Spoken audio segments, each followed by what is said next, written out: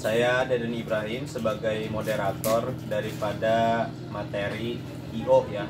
IO dari pemateri kita yaitu sahabat Hafidullah. Kita di sini nggak ada CV ya, jadi mungkin sedikit memperkenalkan tentang pemateri.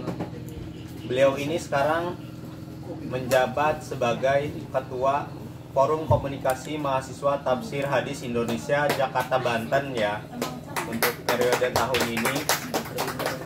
Dan kebetulan beliau juga dari demisioner HMJ IAT, yang lebih tepatnya Ketua HMJ IAT 2017 ya. 2019, mohon maaf.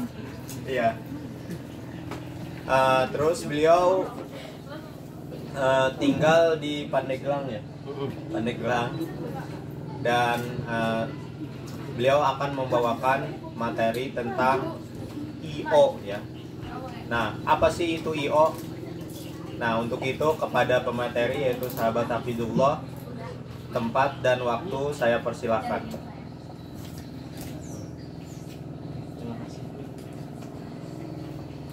Assalamualaikum warahmatullahi wabarakatuh. Waalaikumsalam warahmatullahi wabarakatuh. Masih semangat ya? Masih. Alhamdulillahilladzi ja'alal qalama lil kitaba wal kitaba lil qira'a wal qira'a lil ma'rifah wal ma'rifah lil ibadah wal ibadah lidukhulil jannah. Allahumma sholli wa sallim ala sayyidina wa habibina wa syafiina wa maulana Muhammad sallallahu alaihi wasallam. La nabiyya wa la rasula ba'da. Salam sejahtera, salam sukses dan salam sehat selalu untuk kita semua yang lagi mengejar mimpi-mimpi dan cita-cita kita, yang lagi berjuang untuk menggapai mimpi dan cita-cita kita, yang lagi berjuang dalam menuntut ilmu. Semoga kita selalu diberikan kemudahan, kelancaran di dalam menuntut ilmu, dan selalu diberikan kesehatan jasmani maupun rohani. Karena segala pujian yang milik Allah, kita memuji hanya kepada Allah. Tidak ada pujian yang baik dan istimewa kecuali pujian kita terhadap Allah Subhanahu wa Ta'ala. Salawat juga tidak ada lagi selain kepada Nabi kita. Tidak ada salawat kepada makhluk lain kecuali Nabi kita Muhammad Sallallahu Alaihi Wasallam. Karena beliaulah kita bisa seperti sekarang ini, karena beliaulah revolusioner yang mana beliau berjuang selama 23 tahun, yang membuat kaum peradaban, yang membuat kaum biadab menjadi kaum peradaban, yang membuat kaum jahiliyah menjadi mahiriyah. Karena berkat beliaulah. Jangan lupa kita untuk selalu bersalawat kepadanya. Terima kasih kepada moderator yang telah memberikan tempat dan waktu, karena tempat saya sudah ada di tempat dan waktu mungkin ngaret juga ya. Saya juga datangnya jam 2:30. Kemudian saya berterima kasih kepada para panitia upgrading dan raker ya. Pra apa itu? Pra upgrading, pra raker dan upgrading. HMJ IAT 2021. Kemudian saya berterima kasih kepada HMJ juga yang telah mempercayai saya sebagai pemantik lah, jangan pemateri. Pemateri terlalu mahir dan terlalu cerdas dan terlalu pintar. Saya bukan orang cerdas, tapi insya Allah saya orangnya tanggung jawab. Insya Allah itu juga. Saya diamanahkan oleh panitia untuk mengisi materi apa? IO, event organizer. Sebelumnya ini juga saya kurang sehat juga ini, karena kurang tidur juga. Semalam datang jam 11:30. Kemudian tadi pagi langsung berangkat lagi, datang jam 1 langsung ke sini lagi. Nanti besok juga ini, insya Allah itu juga kalau jadi ada acara lagi di Poltekkes. Tahu kan Poltekkes? Poltekkes Banten tuh yang bidan semua. Jadi apa? Karena online, saya ngelihatnya online. Kalau offline kan enak melihatnya. Saya kalau berbicara itu nggak, kurang bisa duduk. Saya berdiri aja ya. Kita kan memantik, kita diskusi aja, ngopi-ngopi aja. Sebelumnya saya minum dulu. Dari tadi nggak dikasih minum. Mau aja. Oh iya dikasih ya, segelas doang ya.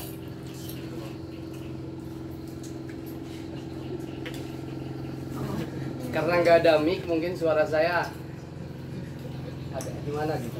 Oh, gua. Nggak ada katanya. Saya diri nggak apa-apa kan? Kepotong kebannya di kamera. Saya ini pakai sarung. Kenapa saya pakai sarung? Karena saya nyaman pakai sarung. Biar enak tinggal buka. Kalau pakai celana itu ribet, kencingnya ribet.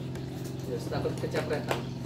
Saya ke puncak aja kemarin pakai sarung. Ke Starbucks aja saya pakai sarung. Pakai peci. Ya kalau pemuda gitu ya, zaman sekarang itu gengsi gitu ya, pakai sarung. Tapi saya nggak gengsi, yang penting nyaman. Karena hidup itu butuh kenyamanan. Saya jadi pemantik tentang IO. Kalian pasti sudah tahu di antara kalian semua apa yang dimaksud dengan IO. Ada yang tahu nggak? Jangan pura-pura diam, tapi tahu. Apa mungkin ini panitia juga benar sudah tahu. Mungkin mereka itu cuma ngetes saya sampai mana gitu ilmu saya kan? Ya tapi nggak jadi masalah. Tapi ini sangat luar biasa. Kenapa? Karena menjadi sebuah pengalaman saya bisa bertemu dengan teman-teman saya juga di 2021 ini ya. Kalau adik-adik, saya juga masih muda sih sebenarnya. Kelihatan tua karena kumis panjang, karena jenggot panjang doang sebenarnya. Nah, IO. Kalian tahu IO itu? Event Organizer. Kalau kita di dunia bisnis itu selalu digunakan dengan IO. Event Organizer. Apa sih Event Organizer itu? Ada yang tahu nggak? Serius, kita diskusi aja pemantik. Mengelola suatu acara. Event Organizer terbagi menjadi dua kalimat. Yang pertama event, yang kedua CEO. Organizer. Apa yang dimaksud dengan event? Event Acara. acaranya. Organizer? Ya, orang yang ituin acaranya. Pengelolaan.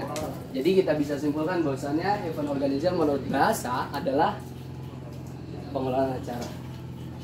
Acara apapun itu. Tapi di dunia bisnis, event organizer ini sangat dibutuhkan. Kalau tidak ada event organizer, bisnis ini tidak akan berkembang. Begitu pula di organisasi. Dimanapun organisasi pasti memiliki event organizer. Kalau tidak ada event organizer, berarti itu bukan organisasi, cuma hanya numpang nama saja. Jadi kalian sudah paham apa itu yang dimaksud dengan event organizer? Udah paham belum? Serius, jujur? Paham. Paham? Kalau udah paham, sampai sini saja. Itu belum tuh kagak. Udah paham belum? Belum juga? Paham. Oh gini lah. Doang, dalam Oke, saya bisa insya Allah bikin kalian paham. Event organizer, setiap lembaga maupun setiap organisasi, setiap komunitas yang lebih kumpulan itu yang lebih dari 3 orang, itu pasti memiliki sebuah event organizer. Susah jalan-jalan. Ya, acara. Pasti memiliki sebuah program acara setiap divisi. Nanti kalian ketika misalkan kalian ingin mengadakan sebuah acara, itu kan ini cuma diambil dari bahasa Inggris doang, event organizer, biar keren. CEO. Biar keren. Tapi pada dasarnya event organizer adalah sebuah program kerja kita yang ada di organisasi. Misalkan program kerja di internal apa? Kajian setiap minggu sekali. Di eksternal apa? Studi banding misalkan. Kemudian di apa? DPAO misalkan membuat peraturan organisasi himpunan mahasiswa jurusan IAT 2021. Itu sebuah program kerja event organizer. Kalau di sebuah bisnis yang tadi saya sampaikan, itu sangat penting sekarang ini. Pada dasarnya event organizer ini dipakai oleh businessman, entrepreneur. Udah. Ya. Jadi seperti itu, pengolah acara intinya. Siapa yang mengolah acara? Ya kita semua. Kalau untuk acaranya itu disebut dengan event atau program kerja kita yang ada di sebuah organisasi. Semisalkan, siapa saja sih yang bisa masuk ke event organizer tersebut? Bukan hanya orang cerdas, bukan hanya orang pintar saja. Orang pintar dan cerdas belum tentu dia amanah dan tanggung jawab. Betul tidak? Benar. Orang cerdas dia belum tentu komitmen, disiplin dan tanggung jawab, itu belum tentu. Tapi yang bisa memegang event organizer itu ada 4 kalau menurut saya pribadi. Yang pertama itu moral atau attitude. Yang kedua itu disiplin. Yang ketiga komitmen, yang terakhir tanggung jawab. Itu yang sangat penting dalam organisasi atau kalau kita ingin mengadakan sebuah acara. Tidak semua orang dia bisa memiliki moral yang sama, moral yang baik atau attitude yang baik yang bagus. Tidak semua orang. Kemudian yang kedua, tidak semua orang dia bisa disiplin, entah dari waktu, entah dari belajar dan lain sebagainya. Belum tentu bisa disiplin. Orang cerdas, orang pintar, mungkin dia bisa disiplin dalam membagi waktunya. Tapi belum tentu dia bisa komitmen. Ketika dia bisa komitmen, belum tentu dia bertanggung jawab. Karena apa? Karena laki-laki itu dituntut bukan untuk setia, tapi untuk bertanggung jawab. Kalau setia itu gampang kalau menurut saya, tapi tanggung jawab itu yang sangat susah. Ketika kita dikasih amanah, walaupun misalkan di organisasi kita dikasih amanah yang apa? Sesi yang paling, bukan yang paling hina sih menurut saya. Mudah. Bukan yang mudah juga, yang apa ya? Yang dilihat sebelah mata. Peralatan, Emas itu luar biasa sih kalau menurut saya. Emas bisa banyak relasi. Karena saya. Nah, kemudian tadi tuh ketika kita dikasih sebuah amanah di sesi ini misalkan di acara peralatan, dilihat itu dari 4 sifat yang tadi. Yang pertama itu disiplin, komitmen dan tanggung jawab. Orang yang pintar belum tentu memiliki moral. Orang yang pintar belum tentu disiplin, belum tentu komitmen, belum tentu bertanggung jawab. Tapi kalian carilah yang bertanggung jawab. Walaupun misalkan dia kurang dalam ilmu pengetahuan, tapi dia bertanggung jawab dan komitmen, itu yang harus dicari untuk menjadi pengelola acara tersebut. Saya harap kita semua di sini bertanggung jawab. Saya harap kita semua bertanggung jawab. Karena kenapa? Belajar dari sekarang. Jujur, saya pribadi ketika saya menjabat, jujur ini kita tadus binima, menjabat jadi ketua ISPA atau ketua OSIS di pondok saya dulu, itu saya pikirannya masih kecil, belum dewasa. Saya ngurus yang cowoknya aja, teman saya itu 170 kurang lebih. Santri dari kelas 1 sampai kelas 5 itu sekitar 2.500 kurang lebih. Itu cowoknya doang. Itu saya memanage itu semua. Saya juga sebagai ketua ISPA 1 atau umum.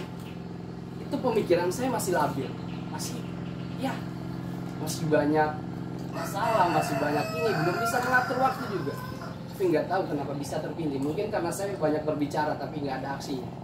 Mungkin karena itu.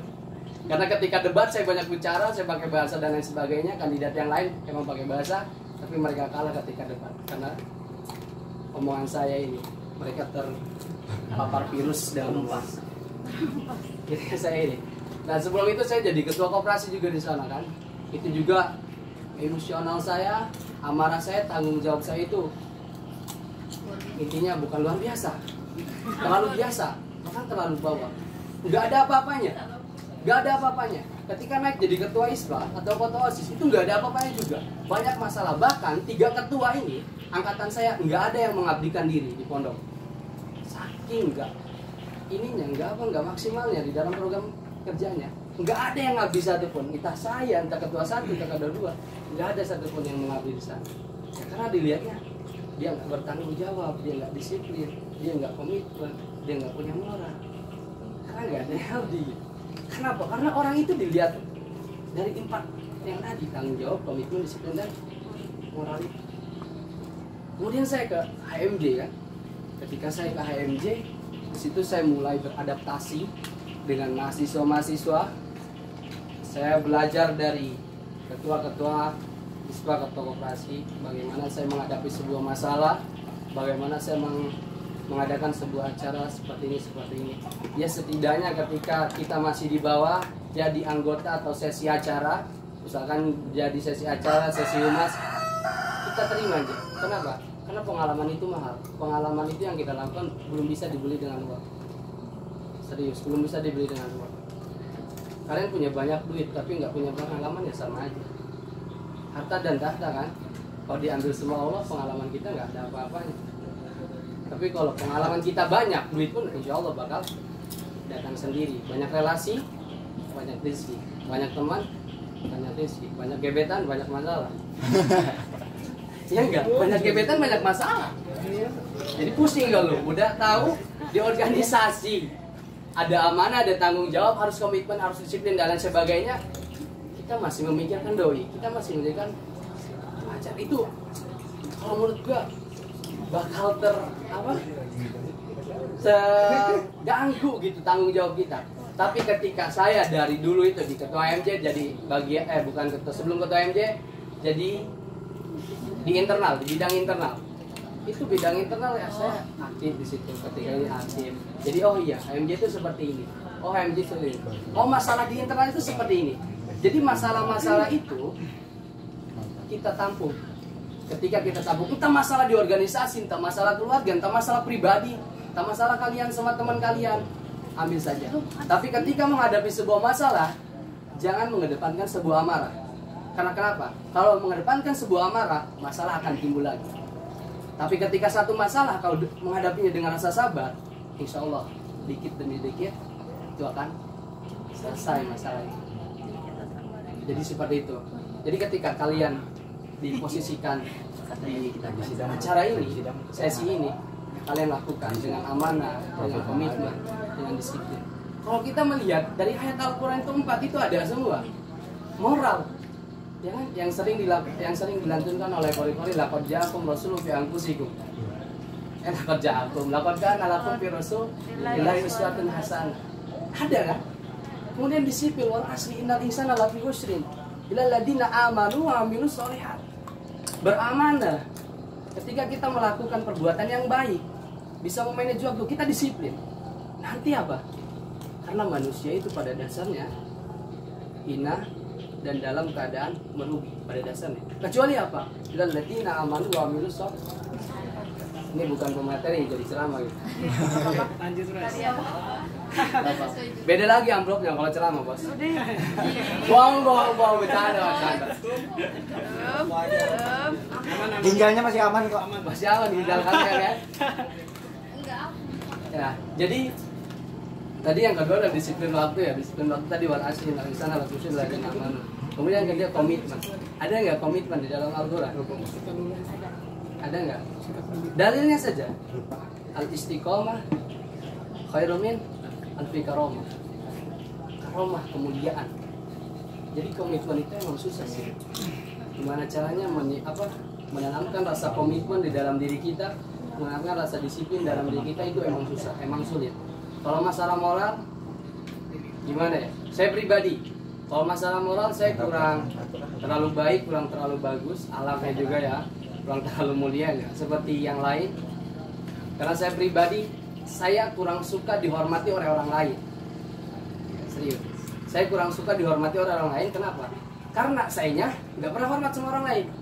Kalau misalkan orang lain hormat ke saya harus jaim.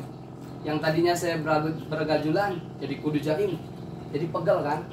Yang tadinya gini-gini, jadi kudu jaim, jadi kayak gitu. Terus saya pertama itu kurang suka untuk dihormati.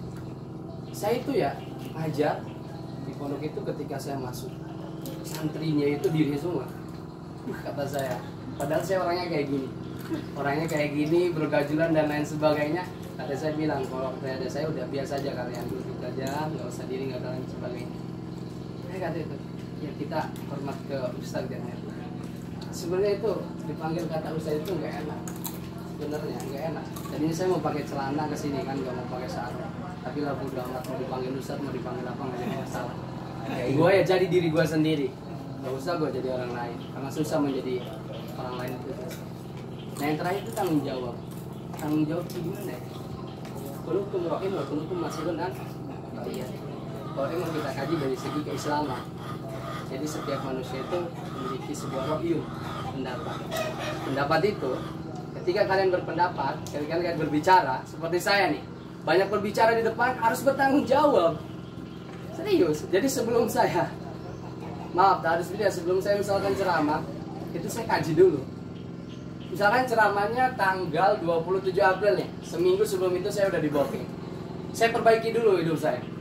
Yang tadinya nggak pernah sholat tahajud, saya sholat tahajud. Yang tadinya nggak pernah sholat duha, saya sholat duha selama 1 minggu itu. Yang tadinya nggak pernah puasa Senin Kemis, saya puasa Senin Kemis.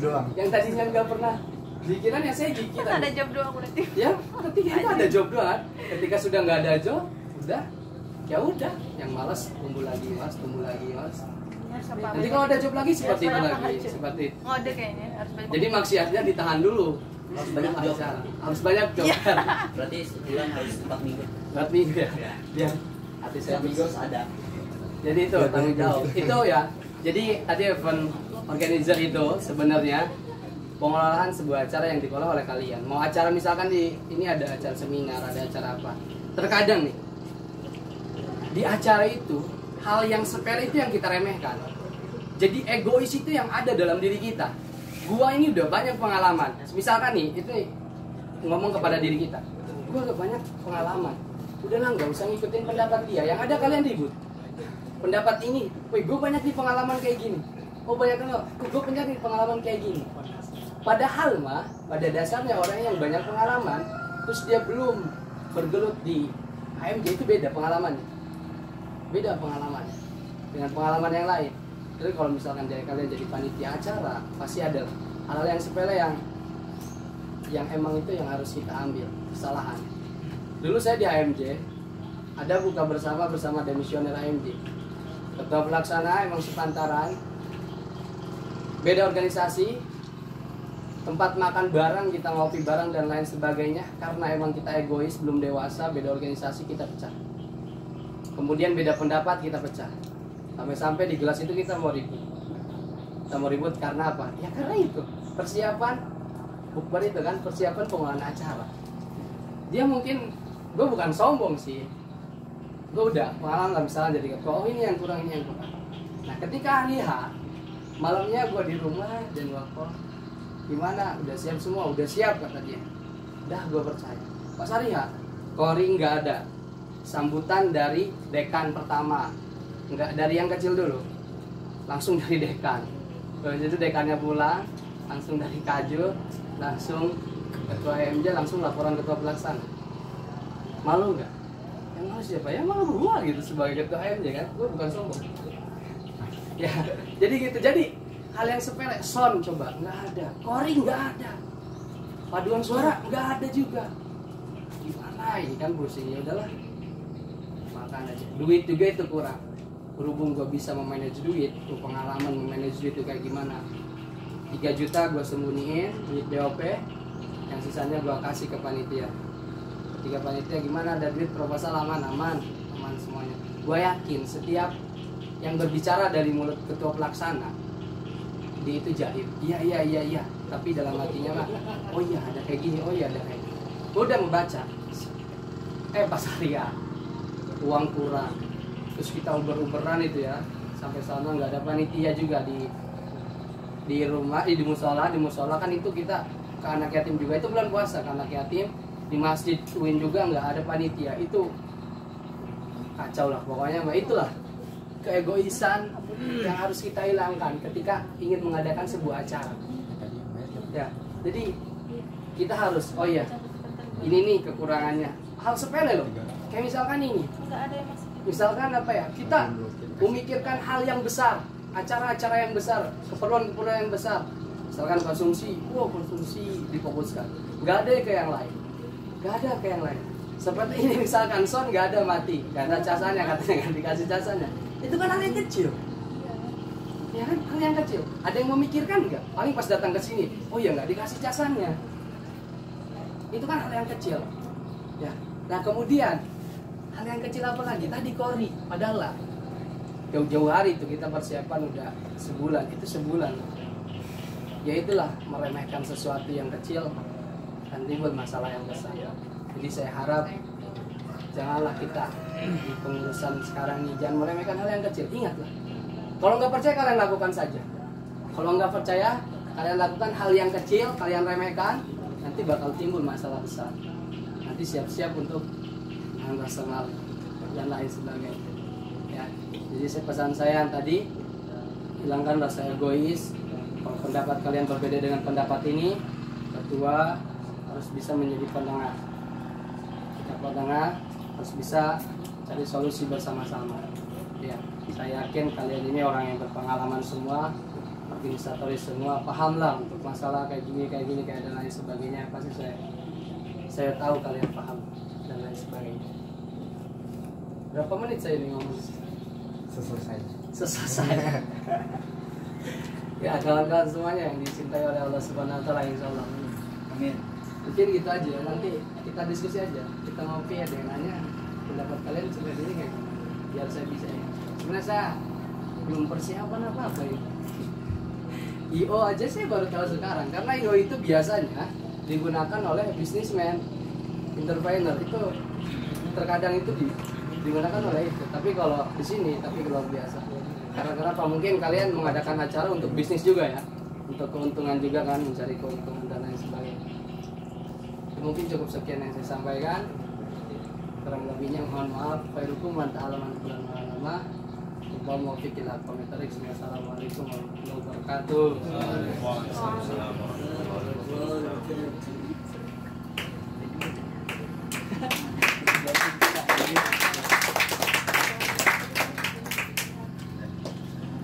Terima kasih kepada pemateri yaitu sahabat Abdullah yang telah menjelaskan kepada kita mengenai apa itu IO. Beliau telah menyampaikan pengantarnya tadi dan alhamdulillah sangat luas banget ya pengetahuannya beliau. Ya. Untuk itu kita buka sesi tanya jawab aja ya, karena biar apa ya, biar lebih apa ya, biar kita lebih tahu gitu tentang apa itu event organizer gitu kan. Tadi yang telah disampaikan beliau pemateri bahwasanya event organizer itu adalah berasal dari dua kata, yaitu event sama organizer. Event artinya acara atau kegiatan, organizer artinya orang yang mengelola sebuah kegiatan. Event organizer ini seperti yang dikatakan pemantik adalah yang biasa dilakukan oleh businessman gitu kan. Nah, karena businessman itu nggak jauh-jauh dari organisasi, maka event organizer itu dibutuhkan gitu kan. Oke, mungkin ada dari teman-teman atau pengurus ada yang mau ditanyakan lagi tentang event organizer. Silahkan yang paling pojok, sebutkan nama sama bidang. Tidak, minum masih ada nggak? Nanti. Mati.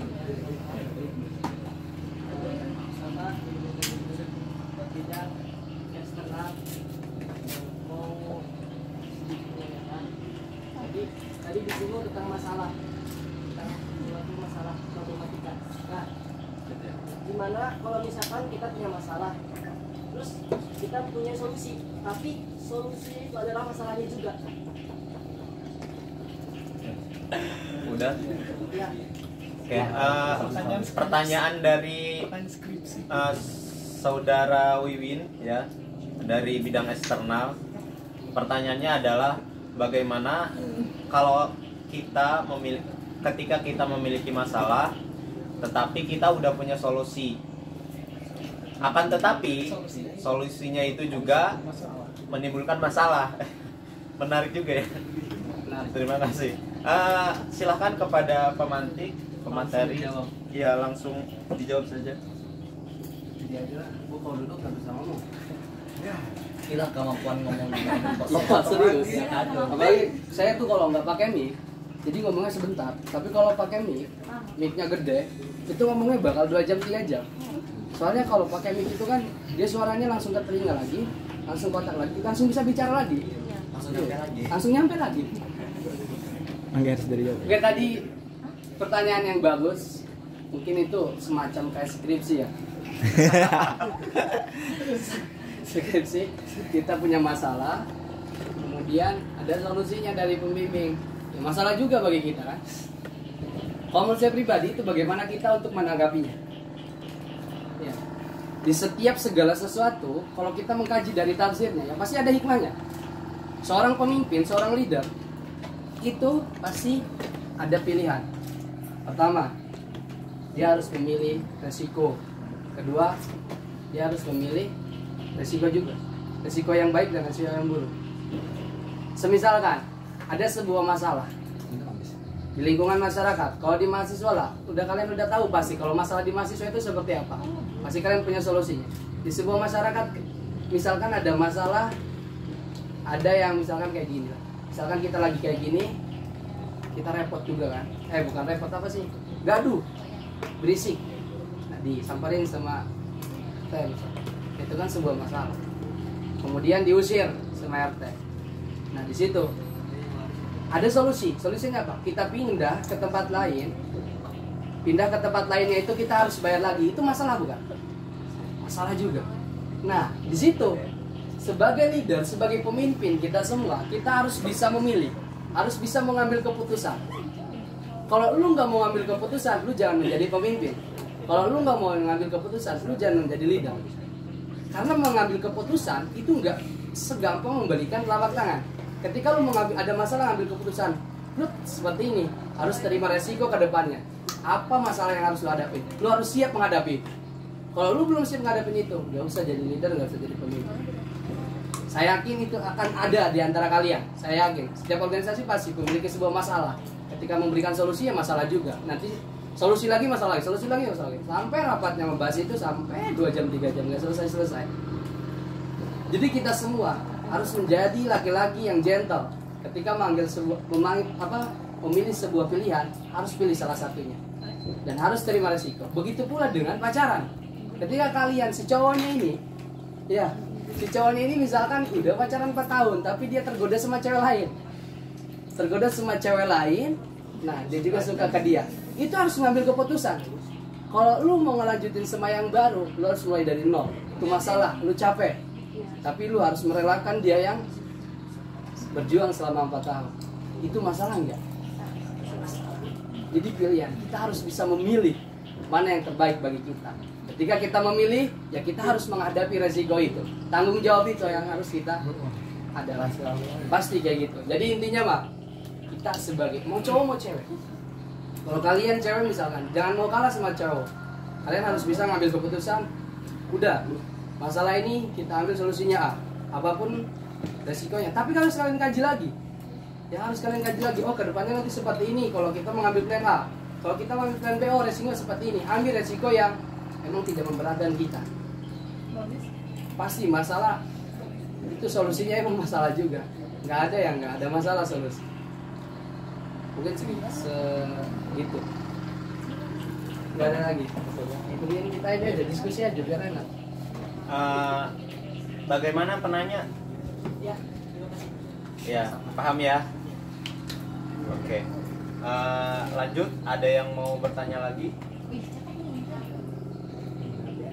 Silahkan. Nggak harus di dalam materi juga. Oh iya boleh Pak. Ya, di luar materi juga nggak apa-apa. Tidak, mumpung saya di sini loh. Iya. Iya. Mumpung ada ketua MKMTHI. Kita puas aja. Karwil. Tidak, apa aja kalian mau nanya? Nggak apa-apa ya? Ya nggak apa-apa. Iya. Silakan. Junengsi. Bang Kapil kalau misalnya kan Senin tuh ya kan, Selasa kan puasa. Seninnya misalnya belum bayar utang, gimana tuh, boleh nggak puasa? Boleh. Boleh. Sebelum Ramadan lu belum. Kenapa aja tadi nanya aja? iya. Mumpung ada Pak Ustadz, udah bayar juga Oh, sudah. itu mau beda. Iya. Kajiannya beda Ya. sebenarnya. Saya cuma nanya itu. Boleh. Boleh ya? Jus. Lu masih ada utang ya? Yang bermutu Lu nanya aja sama Pak Ustadz. Ya udah. Mumpung ada Pak Ustadz. Udah katanya boleh ya udah. Dan kita kita Ya. biasa aja jalan-jalan Iya, kali santai kalian aja. apa. Kita diskusi aja, ngobrol santai. Gua nggak mau jaim di depan kalian. Udah mau nanya nih bener nih. Enggak usah ngacu. Kalau misalnya kita ngambil misalnya bagian yang memang kita belum kuasain bagian itu gitu. Tapi kita coba gitu tuh. Tapi kita belum kuasain. Dalam event organizer tuh kayak gimana gitu? Apakah memang harus sesuai bidang? Apakah memang kamu nih nggak pantas karena kamu belum jadi ketua misalnya kayak gitu kan? Kamu nih nggak pantas jadi ketua karena kamu memang belum ada pengalaman di ketua gitu. Kayak misalnya gitu. Kayak, jadi gimana pandangan dalam event organizer itu? Kalau misalnya dia belum punya pengalaman, tapi dia nggak diamanatkan ya untuk memegang bidang. Sebenarnya satu, pemimpin itu ketua ketika jadi ketua pelaksana. Jadi ketika dia ada ketua pelaksana pasti dia ada ketua lagi kan? Atau pembina. Nah, satu itu misalnya si pembina ini pasti dia memilih ketua pelaksana emang yang bermutu, yang berkualitas salah satunya. Nah, kemudian yang kedua, ada misalkan organisasi baru yang belum paham apa-apa, dia terjun misalkan ke lapangan, tidak tahu arahnya mau kemana, itu pasti kalau emang orang yang paham lah, orang yang ini pasti dia berkonsultasi, koordinasi kepada orang yang paham. Seperti itu. Nah kemudian lu misalkan nggak ada skill di sesi ini, di sesi acara misalkan ya, atau di sesi humas, atau di sesi ini, seperti saya baru apa ya, saya baru merasakan jadi di acara itu jadi sesi peralatan. Jadi sesi peralatan serius, saya jadi sesi peralatan. Kata saya mau kerja apaan ini sesi peralatan. Berhubung saya ada teman nih yang sering jadi sesi peralatan, ya udah saya nanya-nanya. Oh peralatan itu kayak gini. Ya udah saya lakukan kayak gitu. Nah ketika itu saya kan mendapat sebuah ilmu, pengetahuan, pengalaman. Oh iya, jadi sesi peralatan itu seperti ini. Jujur, dibanding saya menjadi sekretaris, saya mendingan menjadi ketua daripada sekretaris. Kalau ditawarin jadi sekretaris, saya nggak mau angkat tangan. Ingin jadi ketua. Alasannya? Alasannya lebih susah sekretaris daripada ketua. Ngerti nggak? Iya. Tapi kalau misalnya Bang Hafid ditunjuk jadi sekretaris, nah itu siap apa enggak misalnya? Saya tadi bilang nggak siap. Kan katanya kan kalau dalam event organizer itu nanya yang sudah paham, gitu kan. Memang benar-benar gak ada skill sama sekali. Terus kita ditunjuk. Belajar lah. Kalau saya pribadi, sekarang saya jadi sekretaris pelaksana juga sebenarnya. Saya jadi sekretaris pelaksana, ya udah ya ketua pelaksana ini paham tentang IT. Ya udah saya serahin. Saya serahin dia. Saya nyari ini doang. Saya nyari data-data, nyari contoh proposal, kemudian yang ngetik. Soalnya dia juga yang mau yang ngetik. Dia udah paham. Oh, sebenarnya kalau saya nggak ada kesibukan lain, saya yang ngetik. Karena oh iya, jadi sekretaris itu merasakan seperti ini. Jadi sekretaris itu merasakan seperti ini. Karena apa? Sekretaris itu pusing. Harus surat menyurat. Kalau ketua mah cuma sebenarnya ketua itu cuma Paling enak. nyuruh ini, oh ya nyuruh ini. Ya, tapi ketika ada masalah yang paling kena ya ketuanya, bukan sekretarisnya. Jadi nggak boleh ngambil keputusan sendiri. Iya sebenarnya nggak boleh ngambil keputusan sendiri. Tapi kalau pribadi kalian ya pasti kalian memilih sendiri. Kalau keputusan sendiri ya di sebuah organisasi misalkan Junaisi, kamu mau milih orang tua apa milih organisasi? Pasti kamu mau ambil keputusan sendiri kan? Orang tua dong? Iya kan? Itu keputusan. Beda lagi keputusan organisasi dengan keputusan pribadi. Organisasi pacar apa tuh? Apa? Pilihannya kata Junaisi. Kata Junaisi. Kenapa? Organisasi apa pacar? Kalau saya sih milih tanggung jawab. Enggak. Kan dua-duanya tanggung jawab. Oh. Ya kan? Jadi maksudnya apa? Kalau saya pribadi ya tanggung jawab. Kan maksudnya tanggung jawabnya dua-duanya. Kalau saya pribadi orangnya Pacar nggak tuh enak kan. Makanya, Kak Hafid yang bilang, Kak Hafid kan kalau misalnya punya pacar berarti tanggung jawab dong sama pacarnya. Ya kan tadi saya bilang harus apa? Harus memilih. Kalau tanggung jawab sama tanggung jawab, Ya tadi sama masalah. tanggung jawab sama tanggung jawab sih. Tadi itu sebenarnya sama tuh. Ketika masalah, ada masalah, terus dikasih solusi. Solusinya itu masalah. Yaitu ketika lu ada organisasi dan orang tua, pasti lu itu apa? Milih orang tua. Nah organisasi itu lu harus memang siko. Organisasi itu acak-acakan dan lain sebagainya. Ketika lu milih organisasi, lu meninggalkan orang tua, nauzubillah orang tua lu masuk rumah sakit. Karena gue menyesal ketika kejadian ya. Gue menyesal ketika gue kepilih jadi ketua HMJ pertama kali, kemudian disuruh sama Tumderut suruh datang ke Serang. Itu keadaan bokap gue itu lagi sakit, lagi kurang enak badan, lagi darah tinggi. Hari Jumat. Nah itu ada yang nganterin besek. Di dalamnya itu ada daging kambing. Umi gue ngasih daging kambing. Padahal itu bapak gue mau berobat tapi nggak ada supir. Gua bawa mobil ke sini, Cita Gading tuh, kemana sih yang Serang Hijau tuh ke sana. Nah, pas gua dengar kabar bapak gua masuk rumah sakit pas duhurnya itu, habis duhur, asal. Bapak gua masuk rumah sakit, gua jadi nyesal. Berarti gua mau ambil keputusannya yang mana ini gua harus ambil resiko dan mudorotnya gede kan kalau orang tua. Makanya sekarang apa? Jadi masalah itu dijadikan pelajaran. Ada yang mengatakan, lu jangan mengingat masa lalu, takut lu sakit. Tapi gue mengingat masa lalu untuk menjadikan sebuah pelajaran masa lalu itu. Untuk apa? Untuk gue melangkah untuk ke masa depan. Oh iya, gue jadi gini. Kalau gue di organisasi ada orang tua ini, gue milih apa? Gue milih orang tua. Bodo amat organisasi mau kayak gimana. Yang penting orang tua gue. Karena apa? Harta yang berharga itu keluarga kita kan. Semalam gue ada undangan di pondok pesantren, tapi gue milih apa? Semalam ada rapat korwil, ada undangan, tapi gue milih keluarga gue anterin keluarga. Bodo amat rapat korwil mau dipecat, mau jadi masalah, yang penting gue masih bersama keluarga gue. Ya, silakan. Pengalaman dalam berorganisasi biasanya banyak anggota atau pengurus yang pasif dalam berorganisasi. Entah pasif itu bukan berarti kesibukan yang lain, tapi dibilang mager atau lagi masa-masanya belum aktif. Nah, jadi kita nih sebagai leader untuk mencari jalan keluarnya, saya udah pernah nanya, tapi dibiarkan saja, dia biarin aja. Nah, sebenarnya gimana sih kalau menurut Kang Apit itu bagusnya untuk pengurus yang seperti itu? Pertama, saya pas ini kita melihat masa lalu. Pas saya jadi ketua ISPA, itu nggak semua pengurus, nggak semua teman-teman saya itu alim baik, pergi ke masjid dan selalu ada di kamar dan selalu pakai bagian bahasa selalu pakai bahasa. Itu nggak semua. Ada aja yang sering keluar pondok, itu yang bandel banget serius. Yang bandel, kemudian yang nggak pernah pakai bahasa. Sampai-sampai saya digampar sama ustadz itu gara-gara pengurus. Baru dilantik, sorenya keluar pondok, gambar saya semai. Nah, di situ saya dikasih solusi. Kamu sebagai leader, sebagai pemimpin, ketika ada orang kayak gitu, susah aktif atau susah ini.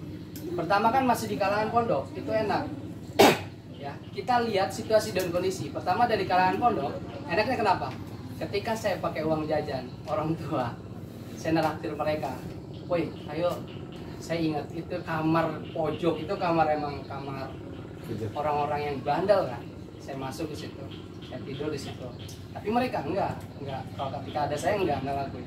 Udah saya beli makanan ke koperasi, saya kasih ke mereka makan. Jadi ketika ada saya, mereka berpikir, oh nggak enak nih, si Hafid udah baik, udah ngasih ini ke gua. Jadi gua nggak mau melanggar lah, kasihan ke si Hafid. Ya. Kemudian kalau misalkan sesi atau bagian yang enggak aktif, saya itu kan megang semua bagian. Misalkan bagian bahasa kurang nih, saya kumpulkan bagian bahasa. Mau kayak gimana ininya? Apa yang kendala kalian? Masalahnya apa? Ininya apa? Tapi beda ketika di luar kampus. Ketika saya ketika saya jadi ketua HMJ itu beda. Ketika ada yang pasif, emang saya japrin dulu. Pertama saya japrin, woi kenapa lu nggak aktif? Oh ya dan nanti insya Allah gue aktif lagi. Ketika di chat, oh ya nanti kalau aktif lagi. Tapi nggak aktif. Nah, kalau solusi dari saya ketika di luar kampus itu atau di mahasiswa, datangin samperin ke ininya, ke kosannya, diajak ngopi lagi, dibayain aja. Ketua itu harus keluar duit banyak. Saya jadi ketua AMJ nggak pernah ada uang nyisa, Jadi kalau misalkan Alvin nggak aktif ya, Awe harus ngasih ngopi ke dia. Jadi kan Nggak aktif semua. Auto nggak aktif. Iya beneran. Jadi saya pas jadi ketua MJ itu nggak pernah ada duit nyisa. Jajan tuh kayak kurang banget gitu. Serius nggak pernah. Setelah lengser ada terus di jajan, ada terus di jajan, terus di jajan. Jadi kalau menurut saya ya, kalau kita biarin, mereka bakal enak. Karena kenapa? Karena organisasi ini bukan organisasi yang digaji. Kalau misalkan gua siap jadi ketua, ketika organisasi ini digaji, ada yang nggak aktif gua pecat, duitnya buat gua. Iya nggak? Kalau misalkan digaji, hitung-hitungnya, oh gua dapat duit nih, pasti dia datang, walaupun terpaksa. kayak PNS aja, dia kan punya inian dari ini kan. Kalau dia nggak aktif 3 kali alfa di sekolahnya, dia pasti bakal dicopot. Kalau dicopot dia nggak dapat duit, nanti istri dan anaknya mau makan apa? DPR, dia bekerja, ya bekerja diri sendiri, bukan bekerja untuk rakyat sebenarnya. Ya kan? Ya mereka karena ada duit, ya mereka bekerja setiap hari. Tapi kalau organisasi ini itu tanpa digaji itu emang sulit. Setidaknya ketua AMJ atau ketua datangin nih, kasih. Apalagi misalkan sebenarnya saya juga pusing ketika nih saya jadi korwil, ada yang nggak aktif, ada yang ini, ada yang aktif, ada yang nggak aktif. Yang nggak aktif selama ini saya pecat semua, bukan dipecat, saya keluarin langsung, saya langsung bodo amat lah. Tapi udah saya japriin, udah saya teleponin, udah saya ajak ngobrol, lu siap kayak ini? Oh nggak siap, ya udah keluar ke Jakarta kan kudu kayak gitu. Kita harus nyamperin sebenarnya. Ya enggak setiap hari saya ke Jakarta juga, duit juga harus tebel itu kalau ke Jakarta. Seperti itu Pak Alvin.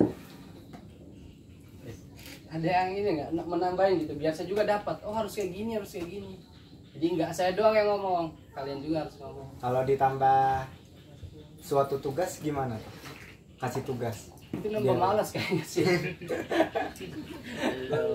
Beneran. Tugas kuliah aja malas, banyak yang copy paste kan. Apalagi tugas ini. Serius, intinya apa? Intinya yang 4 itu. Ketika kita ingin dikasih sebuah amanah, tanamkanlah rasa tanggung jawab. Kalau udah ada rasa tanggung jawab, hal yang kecil pun akan kalian lakukan. Kalau nggak dilakukan, ada rasa nggak enakan sama teman maupun sama yang lainnya. Jadi kalau saya pribadi, ketika misalkan dikasih amanah, toh kayak gini, kalau nggak dilakuin itu nggak enak. Takut apa? Takut orang nggak percaya sama gue.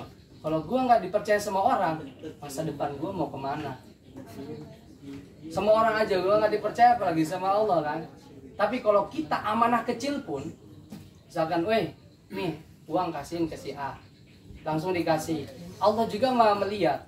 Ketika Allah mau melihat, oh si A ini tanggung jawab banget, pasti lu akan ngerasain nanti kayak gimana ke depannya, bakal merasakan itu. Jadi belajarlah dari hal yang kecil, jangan belajar dari hal yang besar, tapi hal yang kecil kalian lupakan. Kalau misalkan gini kan tadi kan di Allah gitu ya, jadi ada teman kita itu, terus masalahnya itu benar-benar mereka teman kita ini harus di DO drop out.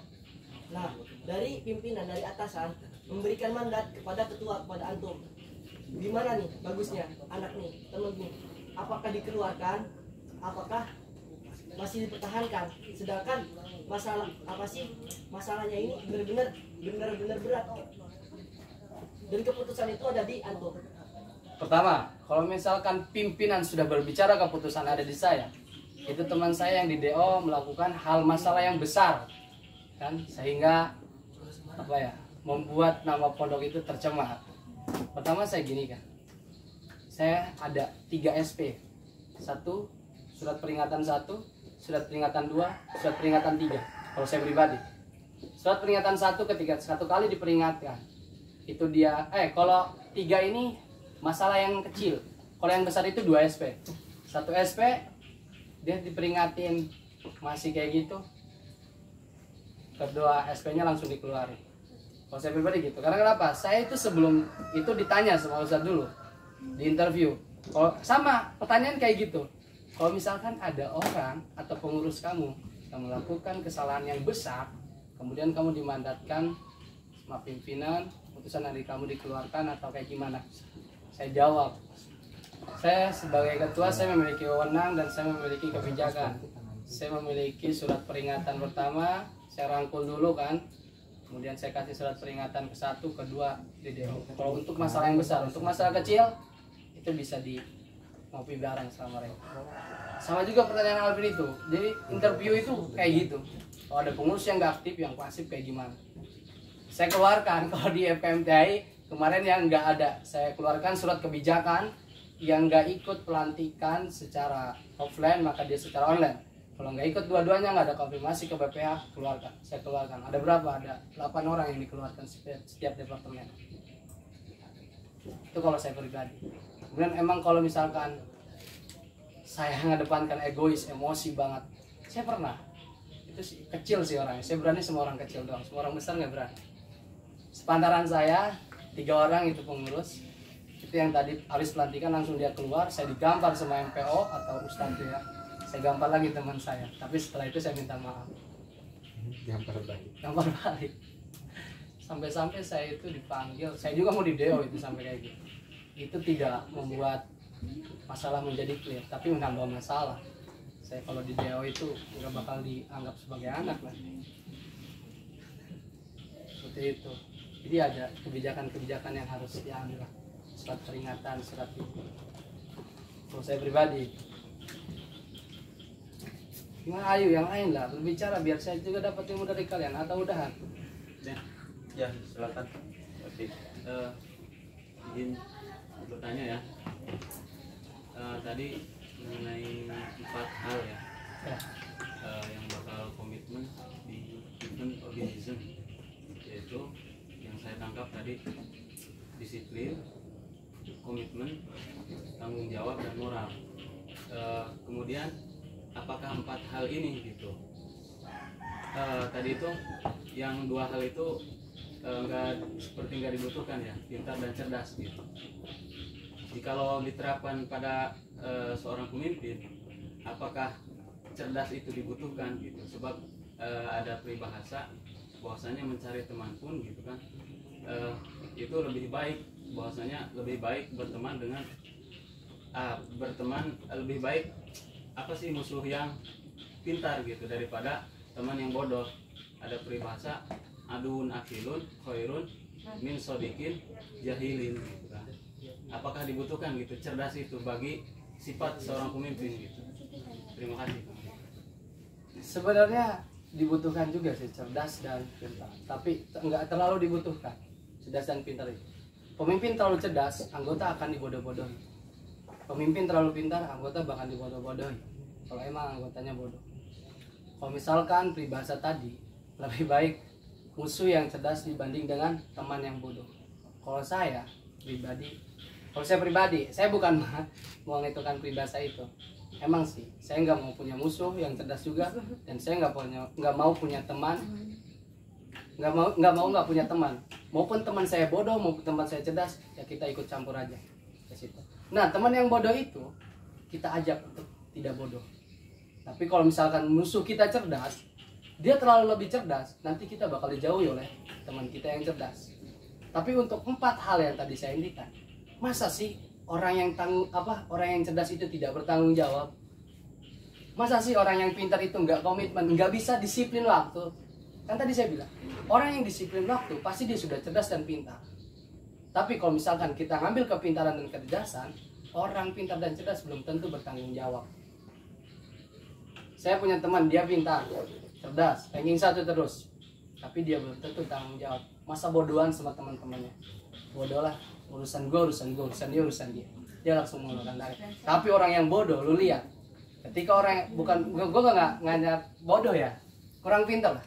Tapi orang yang pintar itu merangkul temannya lebih akrab dibanding orang yang pintar dan cerdas. Jadi orang yang pintar yang cerdas, mayoritas itu merasa dirinya malas gue berteman dengan orang bodoh. Jadi orang bodoh itu tersingkirkan oleh orang pintar. Jadi kalau orang yang kurang bodoh, wah ini orang bodoh, udahlah gue ke situ. Tapi kalau kita kurang pintar, kurang cerdas, ya kalau emang selamanya kita berteman dengan orang bodoh, nggak mau mencari orang pintar, ya kita akan selalu bodoh. Tapi ketika kita orang bodoh bertanggung jawab, ketika ada rasa tanggung jawab, gue tanggung jawab nih. Tanggung jawabnya apa? Gue dibiayain sama orang tua gue untuk belajar. Gue tanggung jawab, harus datangin guru. Tanggung jawab. Ketika lu datangin ke guru, ketika gue udah tanggung jawab, orang bodoh itu akan berpikir, wah pasti gue harus komitmen, istiqomah, selalu belajar sama dia, selalu belajar ke dia. Ketika itu dia akan menjadi cerdas dan pintar. Ketika itu dia komitmen, bahkan akan disiplin waktunya. Setiap jam 4 harus ada di rumah guru. Ya udah, setiap jam 4 ada di guru. Kemudian ketika dia udah dapat ilmu, pasti dia akan bermola. Jadi kalau menurut saya cerdas dan pintar itu nggak terlalu dibutuhkan. Tapi yang 4 itu yang harus dibutuhkan. Kita baca aja, tanggung jawab. Itu penting banget, serius, penting banget. Siapapun itu harus bertanggung jawab. komitmen, disiplin, moral. Ini udah mencakup. Kalau kita mengamalkan 4 ini, saya yakin akan disangka semua orang itu kita akan cerdas. Tanggung jawab. Kita dikasih mandat sama pimpinan pondok suruh ngejar kitab ini. Walaupun nggak bisa harus tanggung jawab, ditanggung jawab. Gimana caranya harus bisa, yang ngaji ke kiai lain nanti udah ngaji baru sini lagi. Kan seperti itu tanggung jawab. Saya pribadi, Tadus Binima, bulan puasa ini saya belum bisa baca kitab apa-apa. Tapi saya dikasih sama guru, sama kiai. Kamu bantu-bantu ngajar Sulamun Munajat. Tahu nggak kitab Sulamun Munajat? Tahu? Karya saya Imam Nawawi Bantani, saya juga belum tahu, baru tahu kemarin. Tanggung jawab nggak? Tanggung jawab. Gimana caranya gue harus hatam?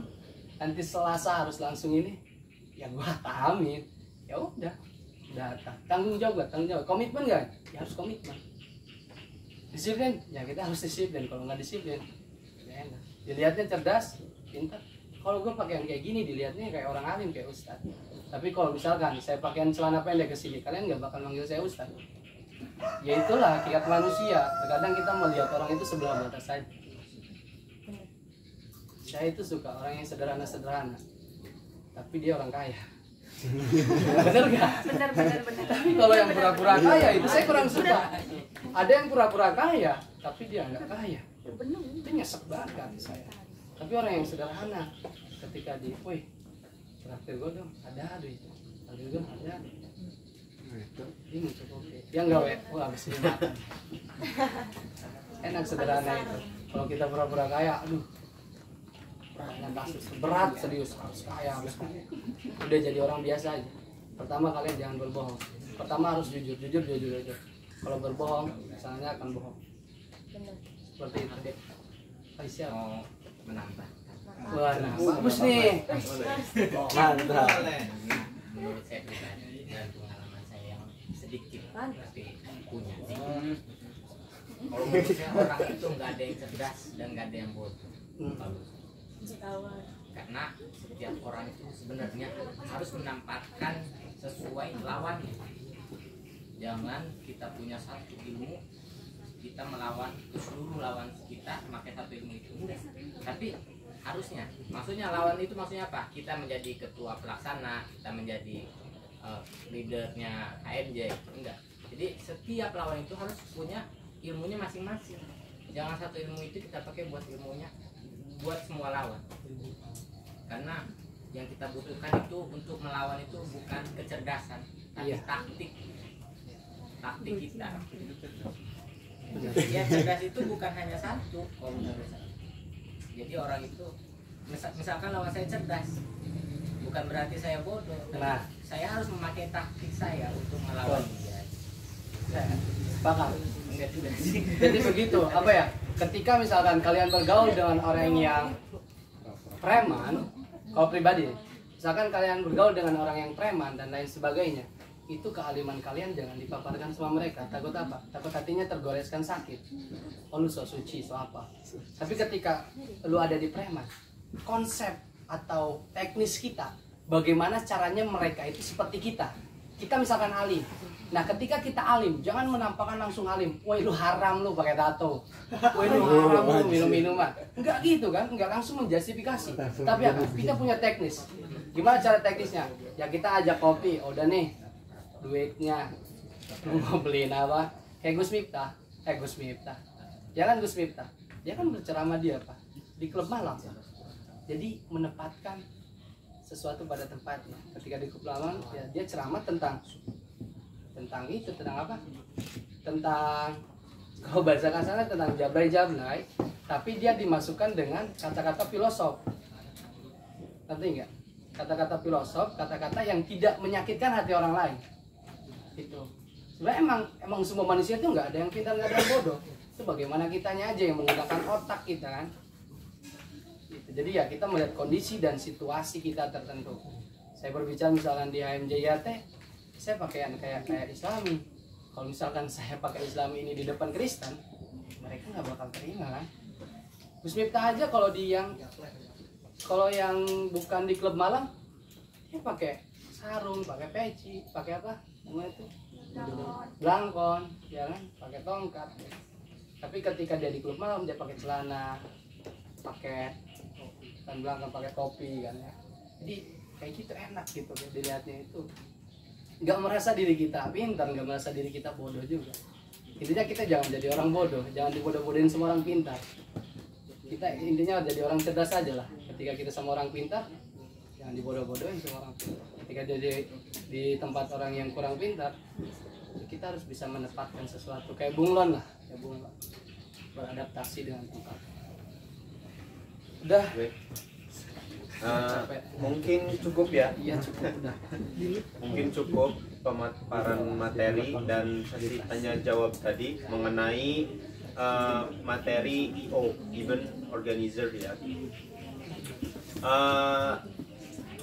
Mungkin dari saya sebagai moderator tidak ada kesimpulan yang ini karena setiap orang memiliki masing-masing ini ya, masing-masing penangkapan materi yang berbeda-beda. Saya hanya akan menyampaikan ya poin-poin, sedikit poin-poin gitu dari apa yang sudah disampaikan oleh pemateri. Pertama, event organizer, EO yang sering kita sebut itu EO adalah event organizer. Event organizer itu dibagi menjadi dua kata, event dan organizer. Event adalah acara, organizer adalah pengelolaan acara. Jadi di dalam organisasi dan bisnis, nah ini sering digunakan dalam bisnis apapun itu, event organizer itu harus ada. Di organisasi pun demikian, karena di dalam bisnis pun itu ada pengorganisasian keuangan, pengorganisasian manusia, pekerja, dan lain-lain. Sama halnya dengan di organisasi. Sebuah organisasi tanpa adanya sebuah organisasi yang tidak terkoordinir, tidak terorganisasi, itu akan menjadi sebuah organisasi yang tidak sempurna lah. Maka daripada itu, materi hari ini tentang event organizer itu sangat penting buat kita untuk melanjutkan kepengurusan kita, kepengurusan HMJ baru untuk lebih terorganisir, untuk lebih baik daripada maksudnya untuk lebih baik untuk menjalankan program-program yang akan nanti kita akan laksanakan insya Allah. Mungkin dari saya sebagai moderator itu saja, kurang lebihnya mohon maaf. Wallahul mu'afiq ila aqwamit thoriq. Assalamualaikum warahmatullahi wabarakatuh. Waalaikumsalam warahmatullahi wabarakatuh.